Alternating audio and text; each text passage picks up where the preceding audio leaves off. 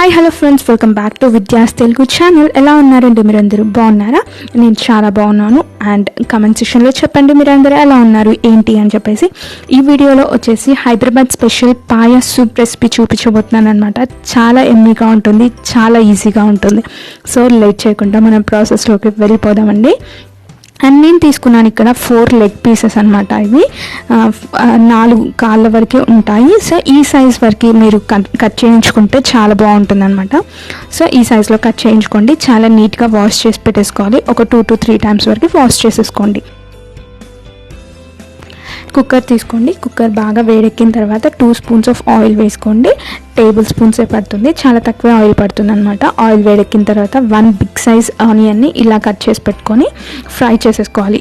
ఈ లోపు ఫ్రై చేసే లోపు, ఆనియన్స్ ఫ్రై అయిపోయే లోపు మనం చింతపండు అనేది నానబెట్టుకోవాలి.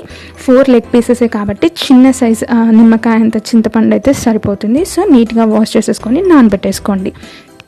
సో చింతపండు ఎక్కువ అయితే చాలా పులుపు ఎక్కువ అయిపోతుంది. సో ఈ సైజ్ చింతపండు అయితే సరిపోతుంది.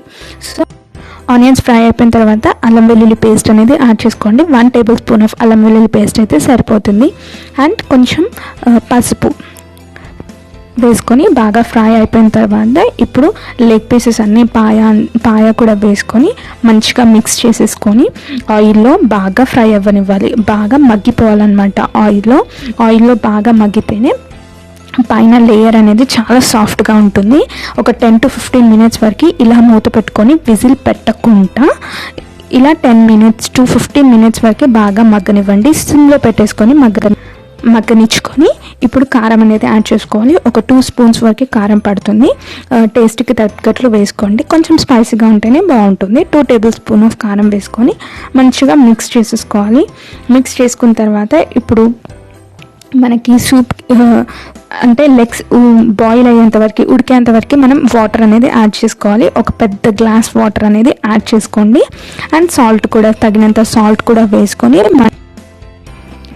1 tablespoon ఆఫ్ ధనియాల పొడి కూడా వేసుకొని మంచిగా మిక్స్ చేసేసుకోండి. మంచిగా మిక్స్ చేసేసుకున్న తర్వాత మూత పెట్టుకొని 7 to 8 విజిల్స్ వరకు పెట్టుకోండి. ఆఫ్టర్ 7 విజిల్స్ చూడండి ముక్క బాగా ఉడికిందా లేదా అని చూడండి. ఒకవేళ కనుక పీస్ కనుక బాయిల్ అవ్వకపోతే మళ్ళీ ఒక 2 విజిల్స్ వరకు పెట్టుకోవచ్చు.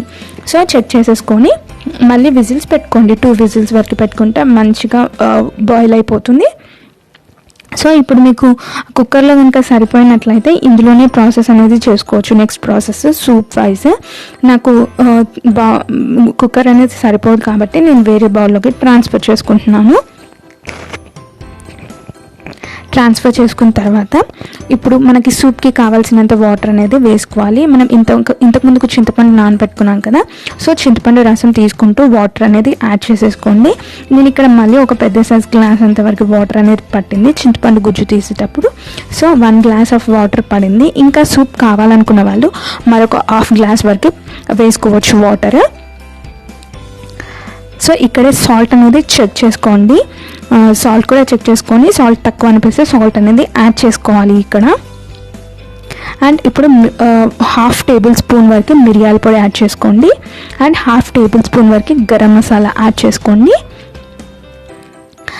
2 యాడ్ చేసేసుకున్న తర్వాత మంచిగా మిక్స్ చేసేసుకోండి. అండ్ లాస్ట్లో కొత్తిమీర కొంచెం వేసుకొని బాగా మరగనివ్వండి. కొత్తిమీర వేసి మరగబెడితే ఏంటంటే కొత్తిమీర ఫ్లేవర్ కూడా అందులో వెళ్తుంది కాబట్టి చాలా టేస్టీగా ఉంటుంది. సో ఇలా ఒకసారి ట్రై చేసి చూడండి, చాలా యమ్మీగా ఉంటుంది సూప్ అనేది. సూప్లో ఇంకా కొంచెం వాటర్ కావాలనిపిస్తే యాడ్ చేసుకోవచ్చు ఈ ప్లేస్లో. సో ఇప్పుడు వాటర్ కూడా యాడ్ చేసుకున్న తర్వాత ఒక 10 to 15 minutes వరకు లో ఫ్లేమ్లో పెట్టుకొని బాగా మరగనివ్వాలి. సూప్ అనేది బాగా మరిగిపోవాలి. ఒక 10 to 15 minutes వరకు లో ఫ్లేమ్లో పెట్టుకొని బాగా మరగనిచ్చండి. తర్వాత సర్వ్ చేసేసుకోండి. చాలా యమ్మీగా ఉంటుంది, చాలా టేస్టీగా ఉంటుంది. ఈ సూప్ కనుక బ్రెడ్లో కానీ, రైస్లో కానీ, నాన్స్లో కానీ ఎందులోకైనా చాలా సూపర్గా ఉంటుంది. ఒక్కసారి ట్రై చేసి చూడండి. ట్రై చేసిన వాళ్ళు కింద కామెంట్ చేయండి. ఈ వీడియో కనుక నచ్చినట్లయితే లైక్ చేయండి, షేర్ చేయండి, సబ్స్క్రైబ్ చేయడం అస్సలు మర్చిపోతే. Thank you so much for watching.